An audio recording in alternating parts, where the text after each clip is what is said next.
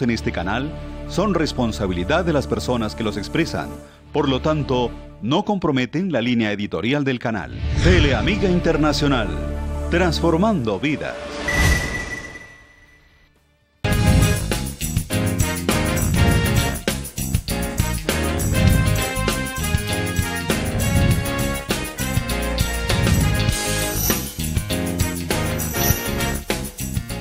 Muy buenas noches, queridas amigas y queridos amigos de Teleamiga Internacional. Bienvenidos una vez más a este su programa De Cara al Catecismo. Esta noche con un tema especialmente importante. Creo que es un tema en el que tenemos los católicos y en general todos los seres humanos tener una claridad impresionante. Yo creo que aquí tenemos que estar muy claros frente a este tema que hemos escogido para esta noche, que hemos llamado, como su mismo nombre, la eutanasia. Vamos a llamar las cosas como son, la eutanasia. De eso estaremos hablando esta noche, y para adentrarnos en este tema tan polémico y tan complejo, hemos invitado a Monseñor Héctor Gutiérrez Pavón, obispo de la diócesis de Engativá, un querido amigo de la casa, y es, Monseñor, una alegría estar contigo esta noche. Bienvenido. Muy amable, Oscar, y un cariñoso saludo para todos los amigos de Teleamiga. Y también hemos invitado a Jesús Magaña. Él es el director de la plataforma ciudadana Unidos por la Vida. Jesús, muy buena noche, bienvenido. Oscar, muchas gracias por la invitación. Excelencia, muchas gracias por estar aquí en esta compañía tan grata, y un saludo a todos los televidentes.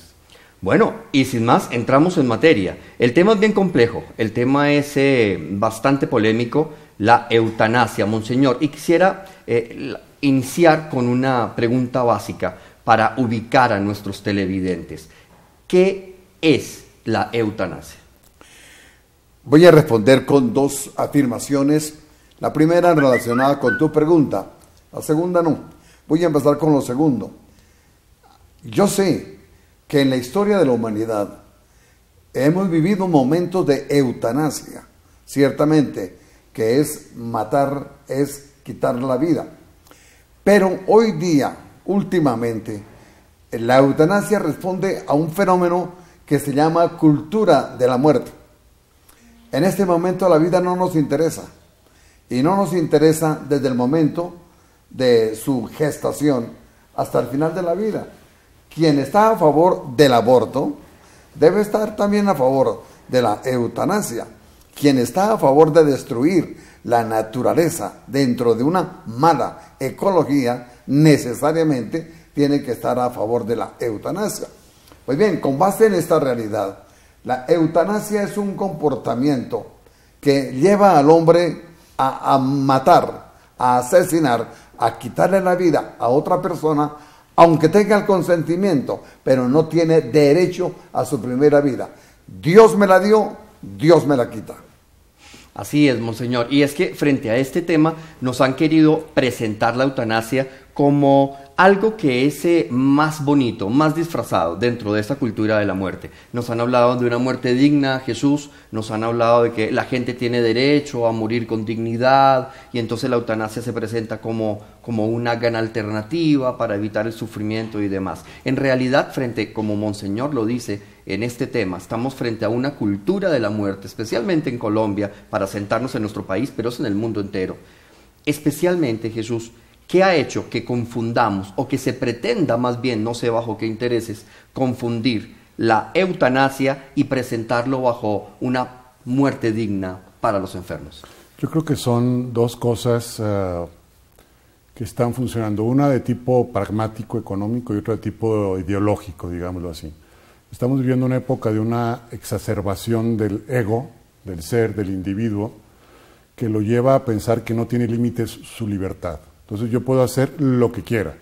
Puedo matar a un niño antes de que nazca con el aborto, puedo cambiar de sexo, puedo decir que el matrimonio es una cosa o es la otra, y puedo también decir que ya no quiero vivir y me quito la vida. Yo hago todo lo que yo quiero y nadie se puede oponer a lo que yo quiera y como yo lo quiero. Pero, como decía Su Excelencia, hay un problema de fondo, y es que el ser humano no es un ser solitario, no es un ser que se acabe en sí mismo, que se agote en sí mismo, sino es un ser en relación, y especialmente es un ser creado. O sea, él no genera la vida, sino que él recibe la vida como un don. Entonces, si nosotros fuéramos realmente dueños de la vida, si fuéramos autogeneradores de la vida, bueno, nos la podríamos quitar la vida y la podríamos volver a tomar. Pero la realidad es que cuando yo me quito la vida, yo no me la puedo volver a recuperar, a autodar, porque la vida no me pertenece. Yo soy un usuario de la vida y entonces lo que yo debo tener es un cuidado por esta vida. O sea, tenemos un derecho fundamental que es el derecho a la vida. Pero también ese derecho implica un deber. Todo derecho tiene un deber. Y con el derecho a la vida tiene también entonces su contraparte, que es el deber de proteger la vida. Por eso tenemos el deber de mantenernos saludables y de cuidar la salud. El deber de proteger nuestra vida y la vida de todos los demás. Entonces, se nos está olvidando en esta concepción de la eutanasia que tenemos el deber de mantener la vida. Y luego hay un problema de tipo pragmático. El problema de tipo pragmático es que desde el punto de vista de las eficacias y de los rendimientos, es más barato matar a un enfermo que atenderlo. Entonces la eutanasia empieza siendo, como por ejemplo sucedió en Holanda, una cosa presentada con un ropaje de humanidad, de ternura, de cariño por el que sufre, y se convierte en un negocio. Entonces en Holanda están pasando cosas tan increíbles como que hay protestas, manifestaciones enfrente de los hospitales de la seguridad en Holanda, en donde dicen, por favor, son protestas de ancianos en donde dicen, por favor, si entramos con una gripe, que no salgamos en un ataúd, sino que salgamos curados de la gripe, porque estos pobres entran con cualquier enfermedad y ya no salen. Terminan por aplicar la eutanasia. Entonces, bajo diversos criterios, terminan diciendo, hombre, mire, su vida ya dio lo que tenía que dar, ya lo que le queda va a ser bastante desagradable, más bien vamos a darle una muerte agradable. Y entonces le ponen una música agradable o el partido de fútbol con el que se emocionó, le inyectan su respectiva sustancia y lo matan. Esa es una actitud verdaderamente tenebrosa, verdaderamente diabólica, de destrucción de la vida de los más indefensos. Eso es verdad. Y, Monseñor, para entrar un poco y sentarme un momento nuevamente en lo que está diciendo Jesús, pero quisiera hacer esta pregunta inicialmente. Monseñor, para la Iglesia Católica, en concreto, la eutanasia viene siendo un asesinato, escoger a una persona y asesinarla como tal. ¿Por qué no le podemos explicar rápidamente a nuestros televidentes por qué el católico como tal debe rechazar la eutanasia? Pero más allá de eso, ¿por qué la persona en general debe rechazar la eutanasia? Porque han querido meter la eutanasia como problema de católicos, de creyentes, es que allá los cristianos con sus locuras. Y yo creo que este no es un problema solo de cristianismo o de credo, es un problema que va mucho más allá de eso, Monseñor.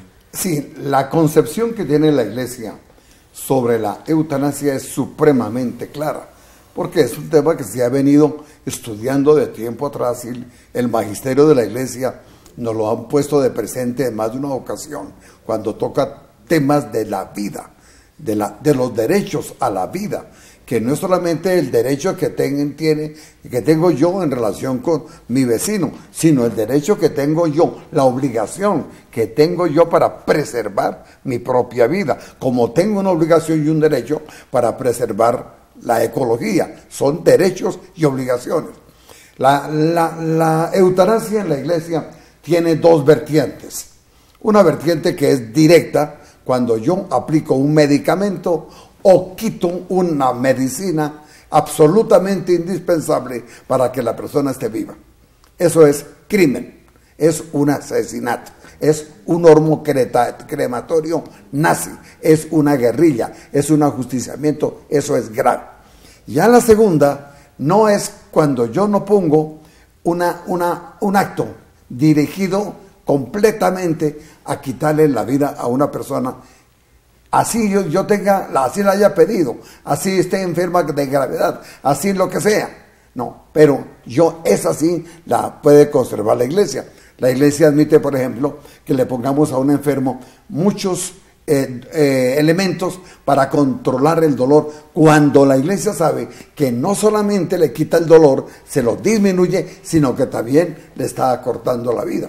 Ahora, el derecho a la vida no es de los cristianos. El derecho a la vida no es de los musulmanes, el derecho a la vida no es de los judíos, el derecho a la vida es de todos, es el regalo que Dios nos dio, es un derecho que engendra en mí una obligación. Por eso cuando nosotros aquí en Colombia discutimos y nos ponemos de pies para defender la vida, cuando nos hablan de la droga, o ahora cuando el Papa nos pide que defendamos la naturaleza, las flores, el agua, que no contaminemos, eso no es un juego, es un derecho mío y una obligación que tengo yo por defender la vida y defender. Por eso a mí me preocupa, y lo decía en un principio, Oscar, quien esté a favor del aborto necesariamente está a favor de la eutanasia. Porque ahí se mezcla también lo que el doctor decía, claro que sí. ¿Por qué? Porque es una cosa pragmática mucho más barata. Es mucho más barato suprimir una vida que cuidarla y educarla y ponerla en el colegio y en la universidad y hacer de él un hombre de bien. Quedémonos únicamente en el placer sexual que engendra la vida y no más. No, así no lo pensó Dios. Dios nos ha dicho que la vida es algo sagrado, que debemos responderlo y que yo en concreto debo defender mi vida y cuidarla y protegerla y hacerla alargar lo más que pueda para beneficio de los demás. Podríamos pensar que estamos frente al interés de unos ciertos monopolios económicos. Frente a esto, podríamos decir que el problema de esta cultura de la muerte, de querer asesinar a los niños en el vientre o de querer asesinar a las personas mayores porque ya no son productivas, ¿podría obedecer a efectos totalmente económicos? Claro. En este momento, cuando el Papa, en la última encíclica sobre la ecología, nos la expone, ¿quiénes han salido a atacar al Papa? Los que quieren el dinero. ¿Por qué? Uno se pregunta, ¿pero las flores, el agua, el oxígeno? Claro que sí. En este momento nosotros vemos que estos caballeros, en aras de hacer dinero, se llevan en los cachos la vida de los niños, la vida de los viejos, la vida de los trabajadores, porque están envenenando el aire, están envenenando el agua y están haciendo un sinnúmero de comportamientos completamente ajenos a la vida, pero sí muy cerquita o pisando los terrenos de la muerte. A mí me preocupa una situación, Jesús, y es algo que realmente considero que es nefasto, además de todo lo que estamos hablando. Y es que creo que el Estado no tiene la libertad de entrar a legislar sobre la vida. Es que el individuo es anterior al Estado. Entonces, si el individuo es anterior al Estado, ¿cómo el Estado puede legislar sobre el derecho que tiene éste a la vida? ¿Cómo puede decidir si muere o vive si el Estado no es el que le da la vida? ¿Cómo jurídicamente poder entender esto que nos está pasando? Estamos en una situación muy difícil desde el punto de vista jurídico porque desafortunadamente desde los mismos organismos que están diseñados para la protección de la Constitución que nos rige, se está violando consistentemente la Constitución. En este punto de la eutanasia también vale la pena invocar el artículo 11 de la Constitución que dice: la vida humana es inviolable, no habrá pena de muerte. Es clarísimo, la vida humana es inviolable, o sea, no se puede terminar con ella. Y entonces, de una manera un poco a lo malabarístico, un poco a lo circense, los propios magistrados de la Corte, obedeciendo a no sé qué presiones, empiezan a decir, bueno, pero en caso dado la vida sí puede ser violada. En caso de que la persona se deje, pues lo violamos. O sea, eso es gravísimo, porque precisamente cuando una persona está sufriendo, cuando una persona está debilitada, es cuando más requiere del apoyo de la comunidad. Entonces yo creo que aquí vale la pena decir que un gesto de civilización en la sociedad es aquel que defiende, que protege a los más débiles. Un gesto de retroceso social, de volver a épocas paleolíticas, a épocas del Neolítico, es cuando las sociedades abandonan y destruyen a los más débiles, porque no tienen la capacidad, porque no tienen las herramientas, no, porque no quieren hacerlo. Entonces, un signo de civilización es un signo que se manifiesta en la protección de los más indefensos. Y curiosamente, eso que parece no ser tan rentable es lo que ha hecho posible que la civilización se humanice y que avance en su capacidad de dominar y de cuidar la creación. Cuando nosotros abandonamos ese punto focal de cuidar a los más indefensos y a los más débiles, estamos teniendo un retroceso gravísimo.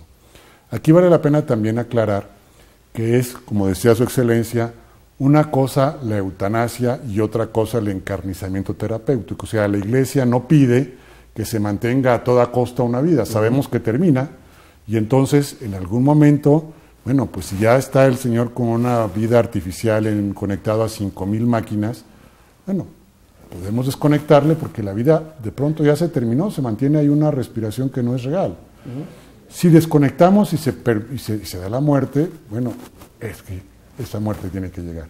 Pero si desconectamos y la persona sigue viva, dice uno, ay caray, ¿no se murió? Matémoslo. Entonces hay que matarlo. Y hay formas de matarlo, porque acaba de pasar, o sea, yo me recuerdo mucho el caso de Terri Schiavo en los Estados Unidos, sí.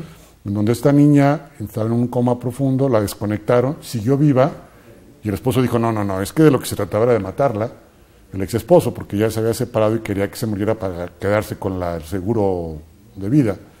Y entonces, pues le decidieron no darle agua ni alimento. Y claro que se muere, cualquier ser humano que le quitas el agua y el alimento se muere, aunque esté sano. Entonces, cuando una persona está en esas características, sí tenemos que dar los cuidados paliativos, entre los que se incluyen precisamente la alimentación, la hidratación, la nutrición y, como decía su excelencia, los cuidados que se han llamado como clínica del dolor, o sea, aquellos cuidados que permiten el paliar, el bajar los umbrales de dolor, que es importante que se den. Y como decía su excelencia, en caso de que esa aplicación de medicamentos genere, pues como un efecto no deseado la muerte, no es eutanasia. Esto es muy importante. Hay efectos que se buscan como causa primera y en un segundo, en una causa secundaria, genera una cosa no deseada, no tienen una connotación. Y volvemos al tema moral. de lo que Monseñor nos hablaba de la eutanasia, de la parte directa y la indirecta. Pero esto vamos a dejarlo muy clarito. Cuando regresemos, vamos a una pequeña pausa. Ya regresamos.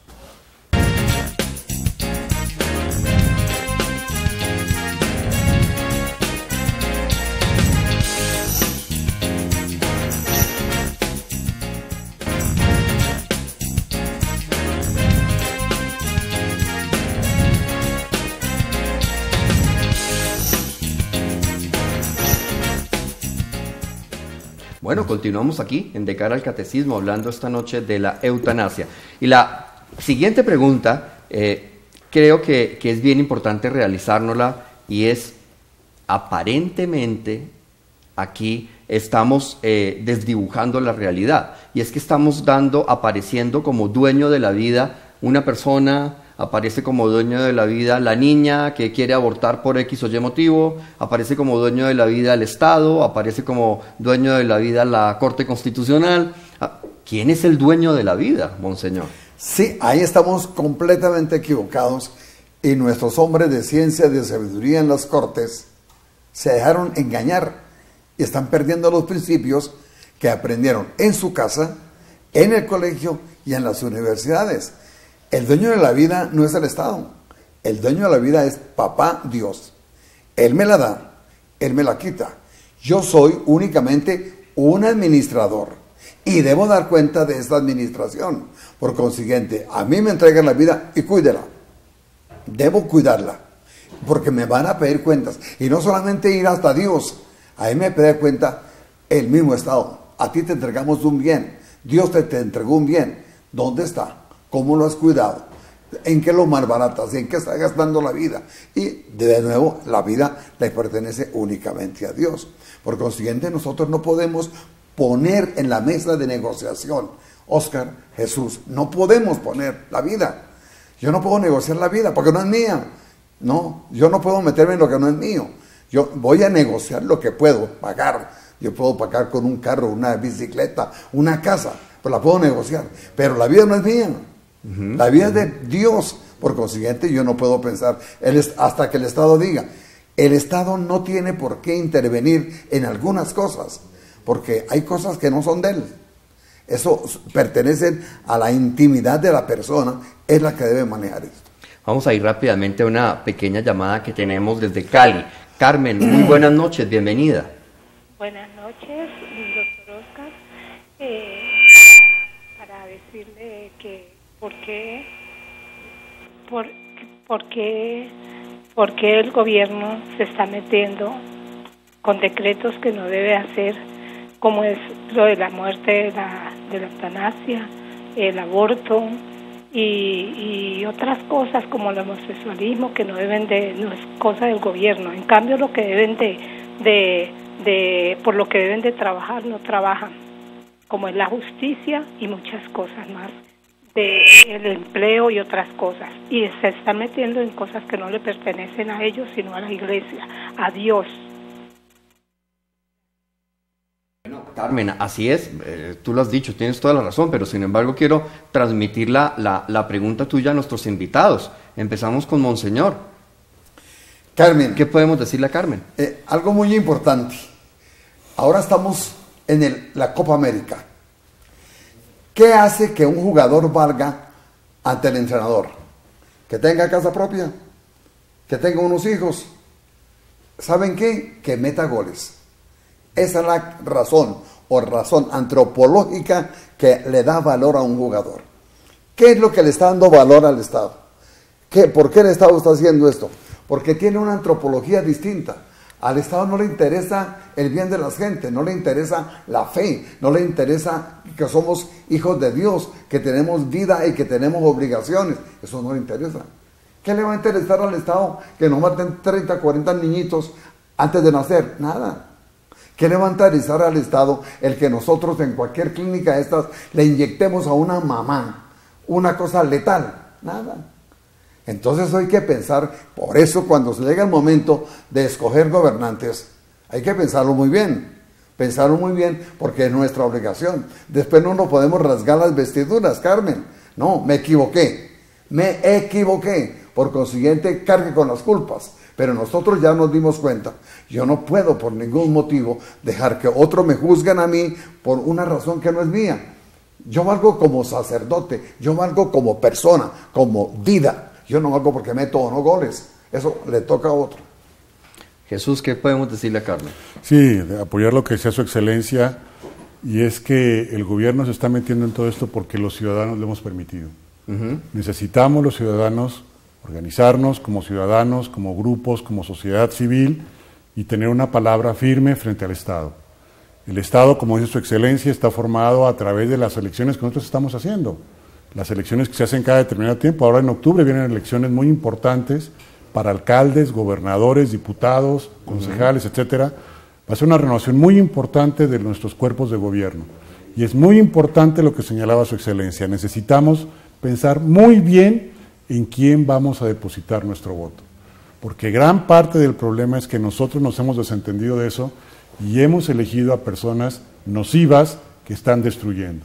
Personas con una mentalidad egoísta, con una mentalidad contraria a los valores de la vida, que están actuando de esa manera, digamos, coherente con su pensamiento desviado, desafortunadamente, ¿no? Así es, Monseñor. Óscar, es doloroso decirlo, pero muchas veces ante un hombre que nos gobierna, en cualquiera de los estados que se presentan a nivel de consejos, a nivel de cámara, a nivel de senado, vale mucho más que un apartamento en Miami, que porque se lo dan, si defiende tal o cual posición.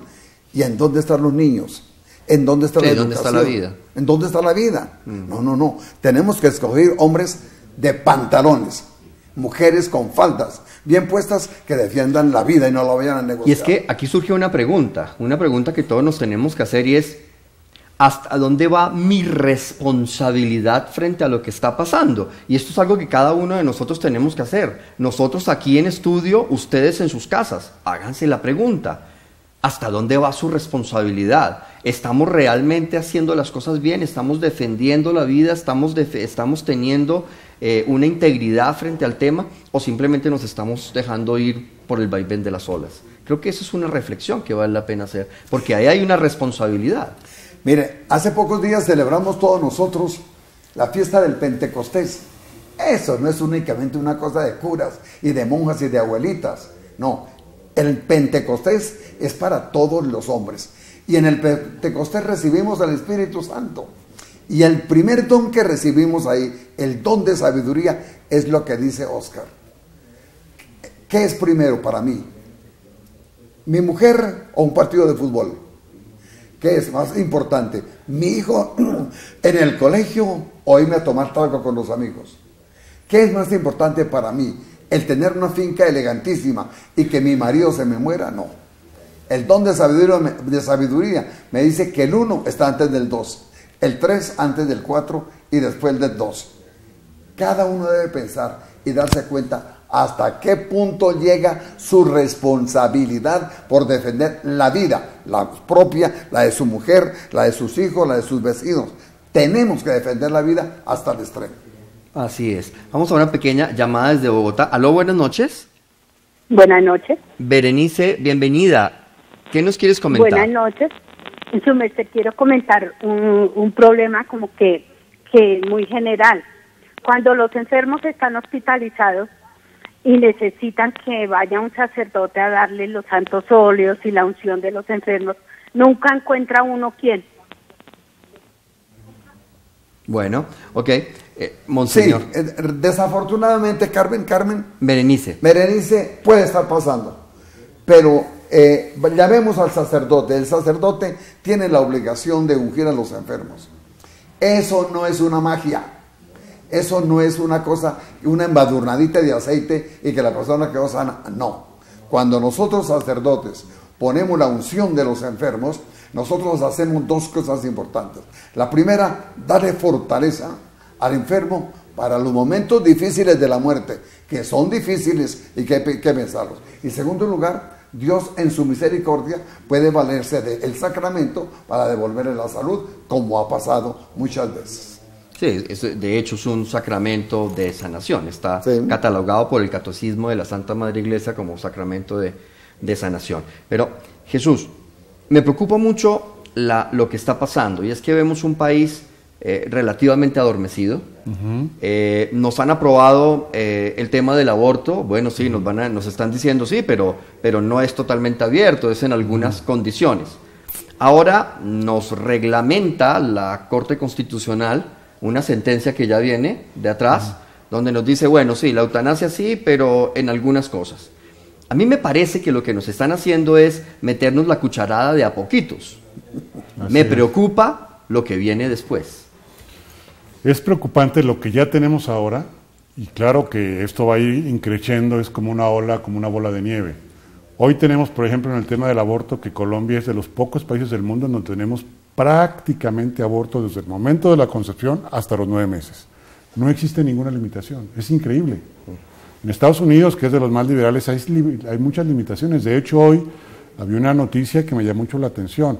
Se cerró la última clínica en Tennessee, en el estado de Tennessee. Ya no más clínicas de aborto porque empezaron a aplicar los protocolos de protección de la mujer y claro, ahí sí las clínicas no quieren gastar.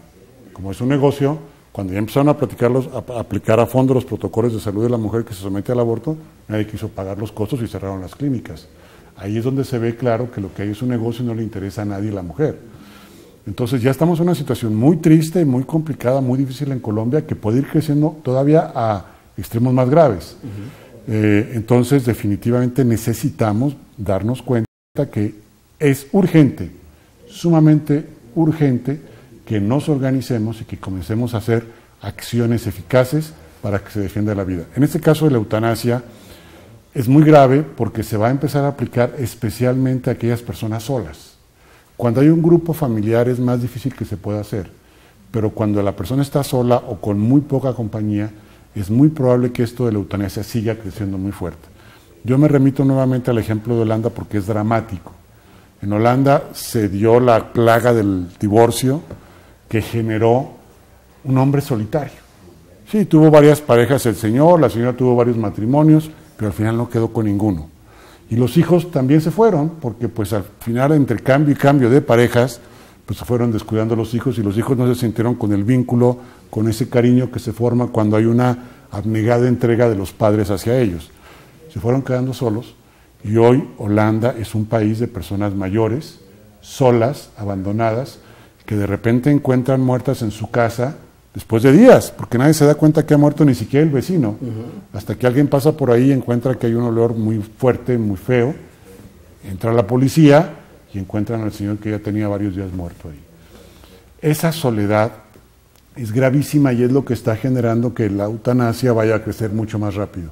En Colombia, desafortunadamente, también se nos están desintegrando las familias. Así es. Se están rompiendo los matrimonios y eso está generando esa destrucción del tejido social. Entonces, la eutanasia, así aplicada, con este carácter, con este ropaje de cierta, digamos, ternura, de cierta compasión, lo que realmente envuelve es un lobo feroz que busca destruir, busca desgarrar, despedazar la vida, especialmente de los más indefensos. Entonces, esta legislación es una plena violación, como señala su excelencia, porque el Estado no tiene derecho a legislar sobre la vida. La vida no la da el Estado, la vida la reconoce el Estado, Y la cuida. protege, la cuida, Tiene la la obligación tutela. de cuidarla. Así es. Tenemos una pequeña llamada de Cali. Heriberto, buenas noches. Muy buenas noches. Bienvenido, Heriberto, un gusto saludarte. Gracias. ¿Qué nos quieres comentar? Sí, es que, digamos, yo quería comentar de que, digamos, aquí en Colombia el sentido de la vida se está perdiendo ya absolutamente, ¿no? Porque ahora con esa cuestión del proceso de paz, está un grupo allá, pues, de los guerrilleros, los terroristas, que, pues, ellos no les importa nada la vida humana. Ellos hacen lo que les da, lo que ellos quieren con las personas.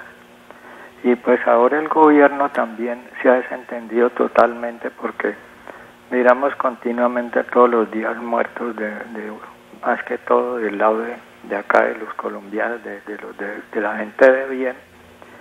Y pues que porque el asunto del proceso que están hablando, que todos lo sabemos ya, que lo único que le conviene es al grupo de estos terroristas negociar lo que a ellos les conviene y nada más. Eso allí no va a haber paz, así firmen allá lo que firmen, pero de todas formas no va a haber paz y van a seguir deteriorando el sentido de la vida. Así es, Heriberto. Es que no puede haber paz en una sociedad que empieza por el irrespeto hacia la vida. Cuando la vida pierde todo valor, monseñor, pues una sociedad no puede construir valores, no puede tener paz, no puede tener armonía. Y es lo que está pasando aquí. Creo que la vida está perdiendo el respeto, está perdiendo el valor y se está desdibujando. Y Oscar, cuando se llegan problemas de la vida, nos estamos equivocando. Porque llamamos a un ingeniero para que nos ayude a solucionarla. O llamamos a un médico. Sí. O llamamos a un futbolista. No, ellos no saben de eso. El problema de la vida es un problema filosófico. No es otra razón. Filosófico. Y los filósofos saben y sabemos cuándo comienza la vida. La vida comienza en el momento de la concepción. Ahí comenzó la vida. Eso no lo hizo un ingeniero.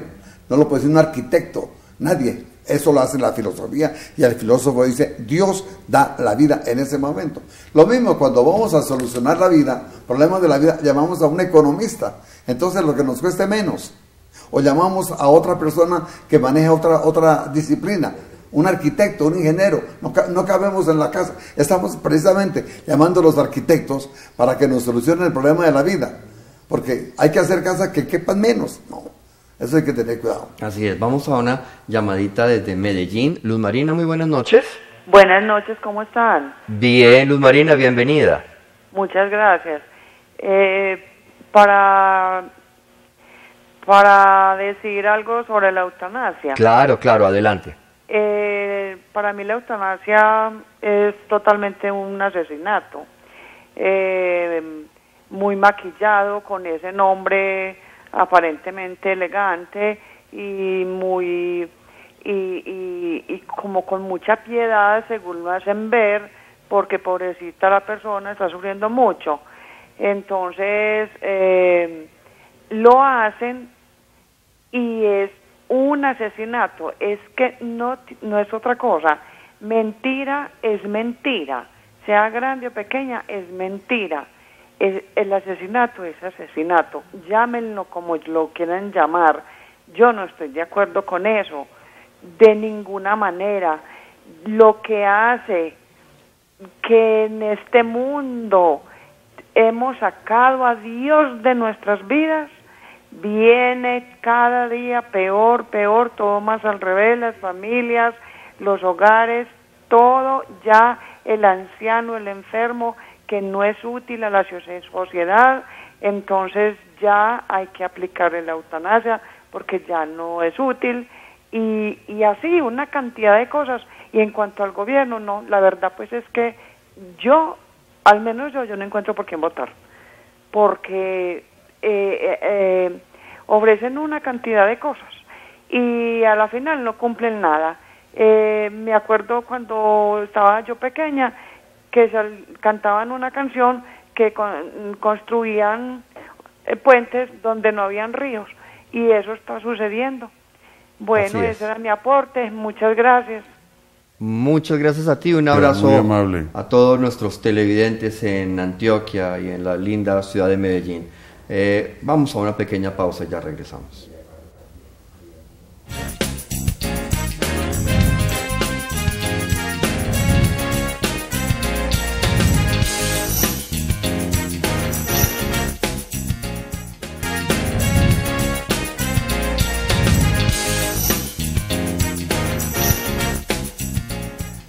Bueno, bienvenidos. Seguimos nuevamente aquí en De Cara al Catecismo hablando sobre la eutanasia y ya estamos entrando en los últimos minutos de este programa. Se nos ha ido muy rápido. Seguramente nos quedan temas en el tintero que tal vez intentaremos aclararlos en una segunda oportunidad. Pero no quisiera terminar este programa sin hacer un llamado a lo siguiente, y es que creo que nuestro gran problema como sociedad es que nos estamos vendiendo. Hemos negociado la moral, hemos negociado los valores, hemos negociado a Dios, hemos negociado los principios. Una sociedad que pretende edificarse sobre la ausencia de los valores, de la moral, de los principios de Dios, no creo que sea una sociedad moderna. Pienso que puede ser una sociedad decadente.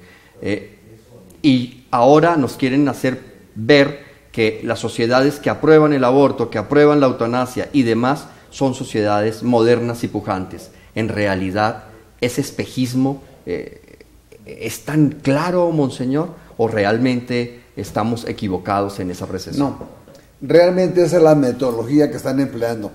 ¿Cómo se les ocurre que Colombia pertenezca a los poquiticos países del mundo que no han aprobado el aborto? Atrasados, retrógrados, así nos lo dicen. No, ¿cómo es posible que ustedes, ya en un país tan bonito, tan elegante, tengan todavía la legislación que defiende a la mujer, que no le permite tantas cosas? No, nosotros perdimos la cabeza. Bien decían ustedes hace un momento, se están gobernando sin principios y sin valores. No tenemos puntos de referencia. Entonces estamos disparándole al aire sin saber para dónde vamos. Eso hay que ponerle orden, y eso nos toca a nosotros. Así es. Ese es el oficio del ciudadano. Nosotros somos los que tenemos que poner las cosas en el orden, las normas, y echar a caminar. Y eso, para terminar, la pregunta rápida que te hago, Jesús, ¿cuál es la invitación al ciudadano común? Pues mira, yo creo que necesitamos, como muy bien nos invita Su Excelencia, a organizarnos como ciudadanos. Ya creo que es suficiente de quejarnos y no hacer nada. Hay que quejarnos y actuar con inteligencia. Hay que informarnos, hay que estudiar, pero también hay que entrar en contacto con otros y pensar en acciones efectivas. Entonces, en el caso, por ejemplo, de la plataforma Ciudadanos Unidos por la Vida, estamos en ese esfuerzo de lograr hacer unas propuestas desde el punto de vista jurídico, legal, que sean adecuadas para rescatar la defensa, para rescatar la protección de la vida en el país. Y estamos también trabajando para llevar una educación que haga sensibilizar a los mayores y a los jóvenes sobre la belleza, la maravilla que es la vida, sobre la belleza y la maravilla que es la propia sexualidad, sobre lo importante que es el compromiso entre el hombre y la mujer, que da el fundamento para que la sociedad subsista. Cuando ese vínculo, esa unidad, esa profunda comunión entre el hombre y la mujer se rompen, se despedaza el tejido, es como si rasgáramos una tela. Entonces no hay manera de que la sociedad subsista. Así es. Necesitamos rescatar todo eso, como muy bien nos dice Su Excelencia. Necesitamos trabajar, ponernos a ser ciudadanos responsables, a remangarnos y meternos en el esfuerzo. Yo sé que tenemos todos muchos trabajos, que estamos muy ocupados, pero esto es vital. Así es. Esto es vital. Así es, y tenemos que hacerlo. Bueno, lamentablemente se nos ha acabado el tiempo y mucho tema ha quedado ante el tintero. Seguramente estaremos organizando un segundo programa sobre este tema, porque a la gente hay que hablarle claro y tenemos que dejar algunos puntos que se nos ha quedado sin tocar muy claros. Jesús, muy querido, muchas gracias por habernos acompañado. Con mucho gusto. Unos segunditos para que puedas redondear. Pues nada más decirles que la vida es un don, que lo hemos recibido de manera gratuita, que es un derecho que tenemos, porque tenemos ese don, pero también es un deber el que tenemos de protegerlo. Por lo tanto, todo atentado contra la vida debe ser repudiado, debe ser condenado y rechazado de manera activa. El aborto, la eutanasia, el asesinato por la guerrilla, cualquier atentado contra la vida humana hay que rechazarlo firmemente, con acciones propositivas que vayan a cuidar y a preservar la vida. Así es, Monseñor, no nos podemos ir sin su bendición. Lo que digo yo es lo que dice Jesús visto desde el otro lado. No vamos a agredir la vida, vamos a defenderla. Queramos la vida, eduquemos a los hijos, llevémoslos a donde el médico, metámonos a un buen colegio, le enseñémosles a jugar fútbol, a rezar, a orar, a amar a Colombia, a cantar el himno nacional. Hagamos un buen ciudadano, una buena mujer y tendremos una Colombia grande. Su bendición, Monseñor, por favor, un segundo. Con el mayor cariño, la bendición de Dios Todopoderoso, Padre, Hijo y Espíritu Santo, descienda sobre todos ustedes y nos dé la fortaleza para cuidar y promover la vida. Amén. Amén. Nos vemos aquí dentro de 8 días, 8 de la noche. La cita es en De Cara al Catecismo. Un abrazo para todos, Dios los bendiga.